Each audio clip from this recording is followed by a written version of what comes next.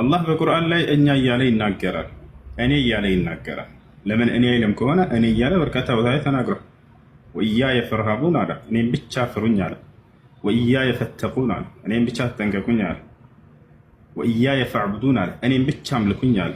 አለም አዕሀድ ኢለይኩም ያ በኒ አደም አላ ተዕቡዱ ሸይጣን ኢነሁ ለኩም ዐዱው ሙቢን ወአን ዕቡዱኒ ሃዛ ሲራጡ ሙስተቂም አለ። እኔም ብቻ አምልኩኝ፣ ይህ ነው ቀጥተኛው መንገድ አለ። እኔ እያለ በርካታ ቦታ ላይ ተናግሯል።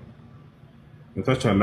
ስለ ማንነቱ ሲናገር እኔ ብቻ ነው የሚለው፣ እኛ አይልም በፍጹም። እርሱ በማንነቱ አንድ ብቻ ነው ቦታቸው። እኛ የሚለው ታዲያ በምንድን ላይ ነው ከተባለ በማንነቱ ዙሪያ ላይ አይደለም። ስለዋላቸው ጸጋዎችና ስለ ታላላቅ ድንቅ ስራዎቹ ነው እኛ እያለ የሚናገር። የነዚህ ድንቅ ስራ ባለቤት ታላቅነቱን፣ ክብሩን፣ ልቅናውን ለመግለጽ ማለት ነው። ቦታቸዋል።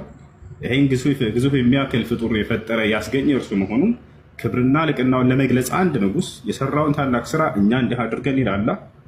ወሊላሂ አልመሰሉል አዕላ። አላህ ሱብሓነሁ ወተዓላ ከነዚህ በላይ ነው ከፍጥረታቶች። አላህ ሱብሓነሁ ወተዓላ እነዚህን ታላላቅ ግዙፍ ፍጥረታቶች ስላስገኘ የዚህ የታላላቅ ጸጋ ባለቤት እርሱ ስለሆነ ጸጋውን አስመልክቶና ስራዎቹን ድንቅ ስራዎችን አስመልክቶ እኛ የሚሉ ይዛኔ ነው ታቸዋል።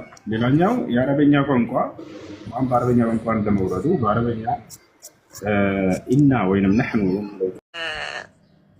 from the beginning ከመነሻው ስንመጣ የሰው ልጅ በኃጢአት ወድቋል፣ ምናምን ተጨማልቋል።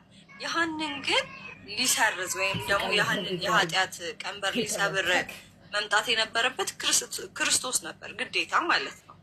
ክርስቶስ ማን ነው ለሚለው ጥያቄ ደግሞ ሰው ነብይ ቢሆን ነብይ እኮ አለ በምድራችን። ሙሴም እኮ ነብይ ነበረ።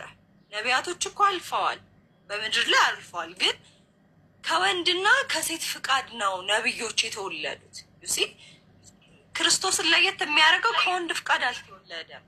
የተወለደው ከእግዚአብሔር ከአብ ፍቃድ ነው። ሴት ልጅ በየትኛውም አስተምሮት በየትኛውም የጤና እንትን ብትሄድ ብቻዋን ልትወልድ አትችልም አይደለም። ይሄ ሁላችን ኦብቪየስ የምናውቀው ነው።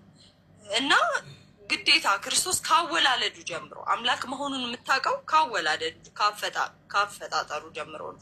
ፕላስ ደግሞ ክርስቶስ እኔ አምላክ ነኝ የሚል የባይብል ቨርስ የለም ምትል ከሆነ አለ ባይብል ላይ። ሜቢ አሁን ላይ አጀንዳ እኔ ጋ የለም፣ ግን ላውጣልህ የምችላቸው ጥቅሶች አሉ ብዙ የባይብል ቨርስ። ኢሳያስ ቅድም የነገርከኛል ብዙ ጊዜ የእስልምና አስተምሮቶች ጓደኞች የሚሉኝ እንዳልኩ ብዙ ቦታ ሲሄድ ማዳመጥ በጣም ወዳለው እና ሚነግሩኝ ምንድነው የኢሳያስ መጽሐፍ ወደ